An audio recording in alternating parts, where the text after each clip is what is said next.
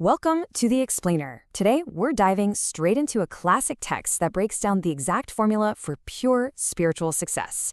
We aren't just looking at vague philosophical ideas here, we're exploring ancient wisdom that gives us a highly practical, step-by-step framework. If you've ever wondered how to actually measure your progress on a spiritual path, well, this is your map. Okay, let's just challenge a massive assumption right off the bat. The idea that spirituality is just about passive, idle meditation in the woods. You know, when we hear the word yoga or spirituality, a lot of us instantly picture someone sitting cross-legged, eyes closed, doing absolutely nothing, just totally detached from the world. But is that really what the highest spiritual cultivation looks like? So, here is our agenda for this explainer. First, action over idle meditation. Second, the crucial mindsets: enthusiasm, confidence, and patience. Third, the regulative principles. Fourth, the power of our association. And finally, the ultimate promise. All right, let's jump into Section 1, Action over Idle Meditation, and completely reframe what it actually means to be spiritually advanced. The source text defines pure devotional service, uttama bhakti, not as some sentimental speculation, but as practical, meaningful activity. Sure, idle meditation might be a decent way to hit pause on bad habits, but true devotion ends those habits by completely replacing them with active, positive engagement. It's a cultivation, which means it literally requires action. Instead of just sitting idly, a practitioner is actually diving into these 9 dynamic processes. We're talking about chanting, remembering, serving, and even making friends with the Lord. But notice that crucial very first step: hearing. You can't just guess your way through this. You have to actively receive transcendental knowledge from an authorized spiritual master to even begin the journey. Think about a laptop or a microphone. A materialist uses those purely for business or personal gain. But a devotee? They don't just ditch technology and run away to a cave. Because all material elements ultimately come from the Supreme, devotees actively dovetail everyday tools into spiritual service.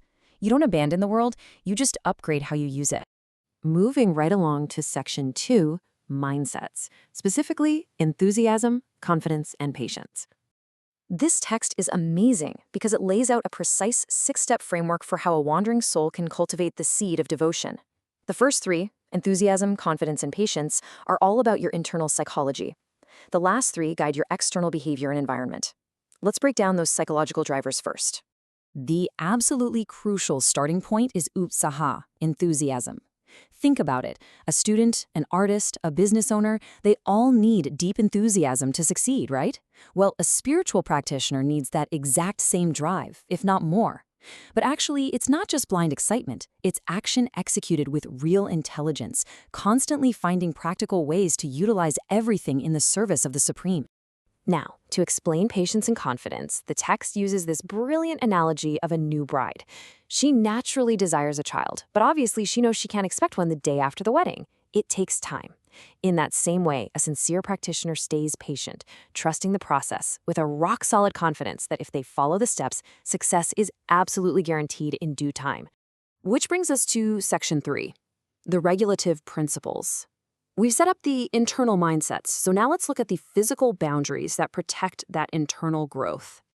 This is the 4th principle, acting according to regulative principles. We have 4 strict protective boundaries here: no illicit sex, no meat eating, no gambling, and no intoxication.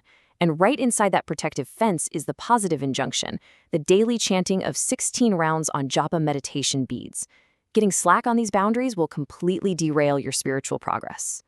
Okay, Section 4, the power of association. This addresses our environment and outlines those final 2 principles, which are entirely focused on who we surround ourselves with. First up, you have to play defense. You must abandon the company of worldly people and those engaged only in fruit of work, meaning people who are only in it for a material payoff. But you don't just exist in a vacuum, right? You also play offense by actively immersing yourself in the company of pure devotees. In the right environment, the chance of falling back into negative habits is basically 0. So what does following the masters actually look like? Well, check out this timeline. And yes, you are reading that correctly, 4 a.m. From rising before dawn for morning worship, to reading sacred texts, to performing continuous service throughout the entire day, the schedule is expertly packed. By filling every single moment with pure goodness, you literally leave no room for material contamination to creep in. Finally, Section 5, the ultimate promise. Why go through all this effort, enthusiasm, and strict regulation? The text points out a pretty harsh reality. Mental speculators often stumble and fall down because their foundation just isn't pure. But then, it quotes the Bhagavad Gita to offer an absolute, eternal security for the true devotee. Declare it boldly that my devotee never perishes. It is an uncompromising guarantee that if you adopt these 6 principles, your spiritual life is entirely secure. This brings up what is honestly the most fascinating takeaway of the entire explainer. Ahāitiki apratihata.